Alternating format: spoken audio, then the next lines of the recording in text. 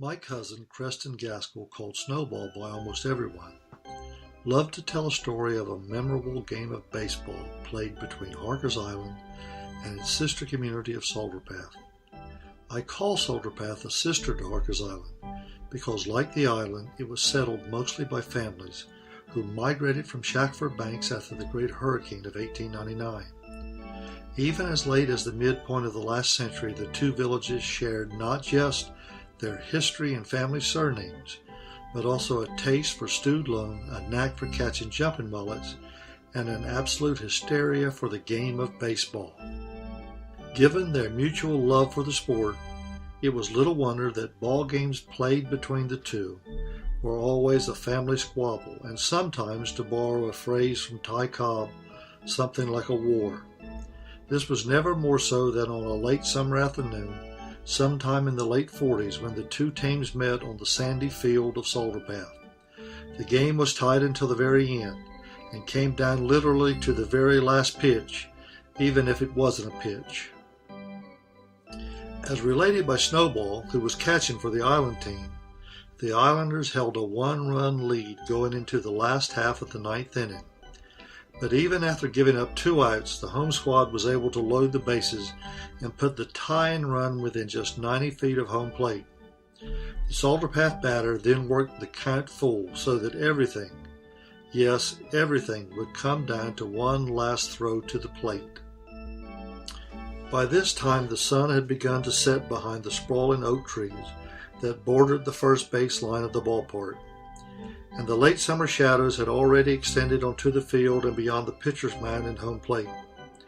Realizing that the game and the pride of both communities hung in the balance, Mo Willis, the pitcher, called his catcher out to the mound for a conference.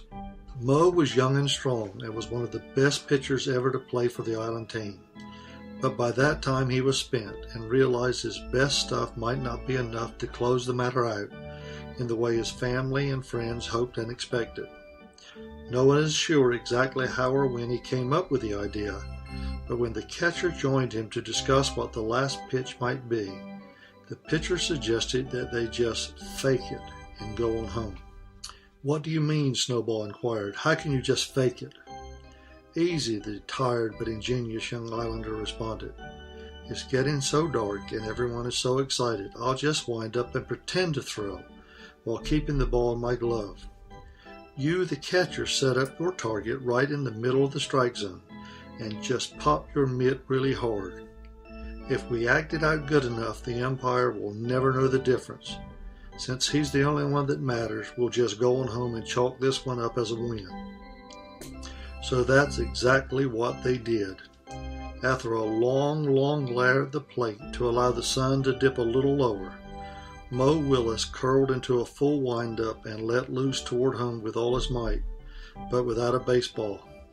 In less than a second, Snowball banged his right fist into his closed mitt with a mighty thud, and the umpire, who was said to be from Moorhead, jerked his right hand in the air and screamed, "Strike 3."